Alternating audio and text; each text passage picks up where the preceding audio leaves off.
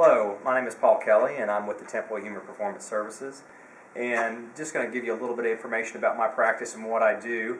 My background is in sports medicine, exercise science, and then got interested in the osteopathic profession through Dr. Eric Dalton, who's an advanced urologist and a student of Dr. Philip Greenman from Michigan State University Osteopathic School.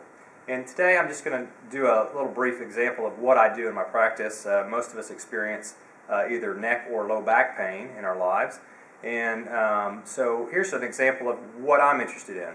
And the number one thing I'm interested in is, where is the pain coming from?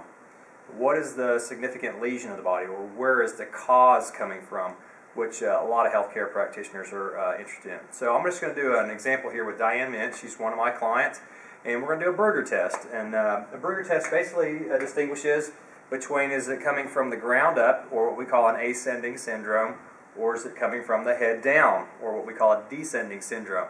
So the way a Berger test works, and I'll just have her stand here just a little bit in front of the camera, is we want to palpate the back of the head, and I'm going to hold her at the forehead, and I'm just going to feel the suboccipital muscles, which are the extensors of the head. They make the head go into extension, or cocking the head backwards. And I'm going to feel for tightness. And now she's in gravity. So we're going to compare her to being in gravity or out of gravity, which is going to be seated. So as I'm feeling right here, I don't feel a whole lot of tension in the back of her neck. Now, I just worked on her last week, so let's just say that worked. And now we're going to have her sit down. So I felt the tension in her neck, and she's going to have a seat in the chair. I'm going to reassess her again as she's seated. So I'm going to hold her forehead, and I'm going to feel her right here. And you know what? I feel more tension, which is interesting. So basically, out of gravity, I'm still feeling a little more tension in the neck.